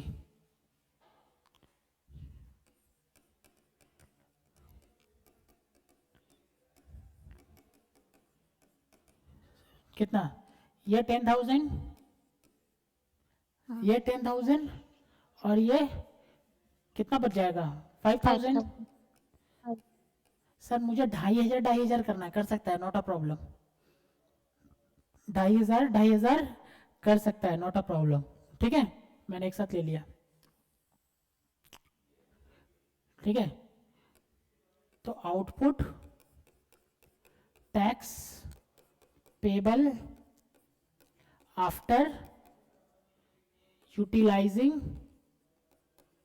आईजीएसटी, ये 0, ये 2000, ये 7000, ये 2000 मैच कर गया, कर सकते हैं, ये भी 0 हो जाएगा। मैं इसको जानबूझ के ना 1000 करते रहा हूँ। ठीक है, मैं जानबूझ के इसको 1000 कर दे रहा हूँ।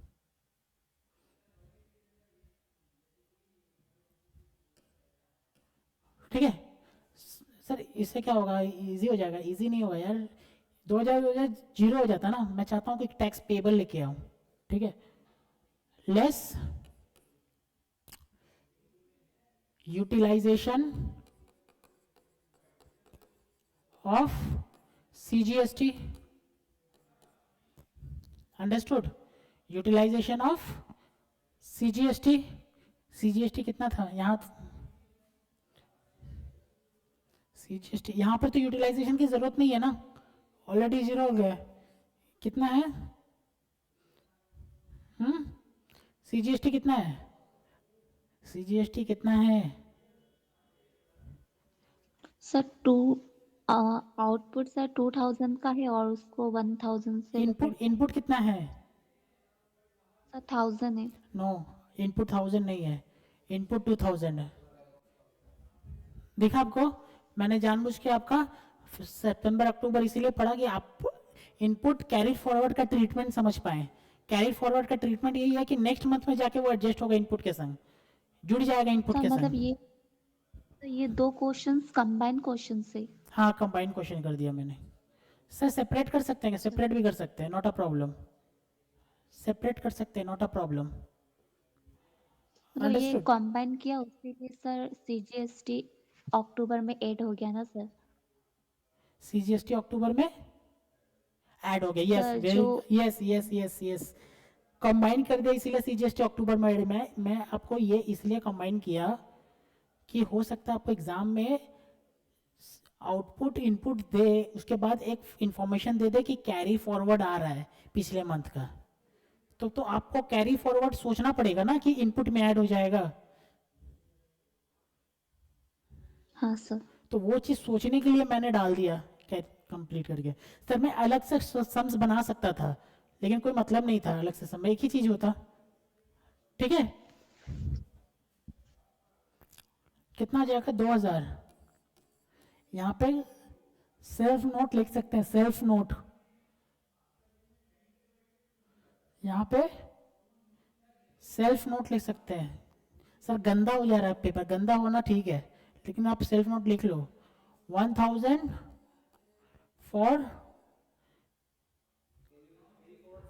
हाँ हाँ हाँ, 1 for September and 1000 for October. ठीक है, ओके, तो ये खत्म।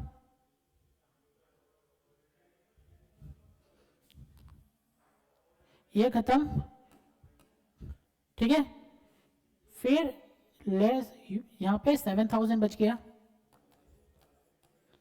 Less utilisation of SGST, utilisation of SGST कितना, यहाँ पे 1000 और यहाँ पे 4000,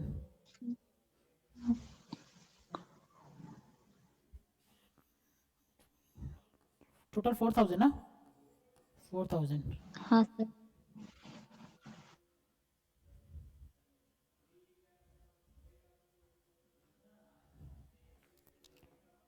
1000 फॉर, नहीं 3000 for September and 1000 for October. ठीक है, ये क्या हो जाएगा 3000 टैक्स पेएबल। आ रहा समझ में? हाँ सर। ओके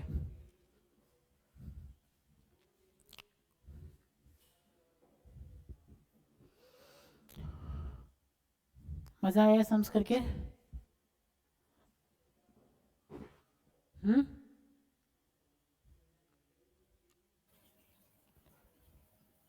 समुद्र समझ में आ रहा है क्या? हाँ सर। ओके हाँ सर। नेक्स्ट आप होमवर्क लिख लीजिए, होमवर्क लिख लीजिए।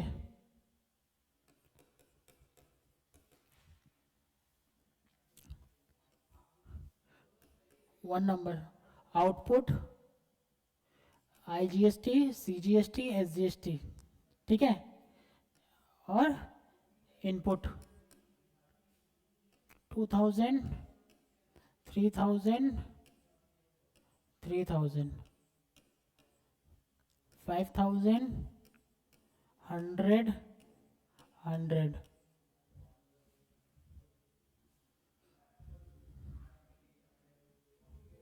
ठीक है।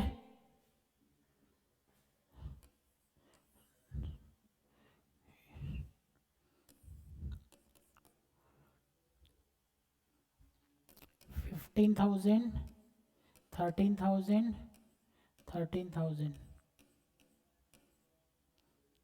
65,000 18,000 18,000, ठीक है।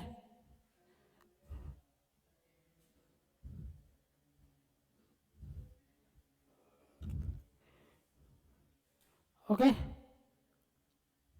सर ये कंबाइन क्वेश्चंस तो नहीं है ना, नहीं नहीं ये नहीं नहीं इंडिविजुअल? सेपरेट क्वेश्चन है, सेपरेट क्वेश्चन है, नो कॉम्बाइंड क्वेश्चन, ठीक है।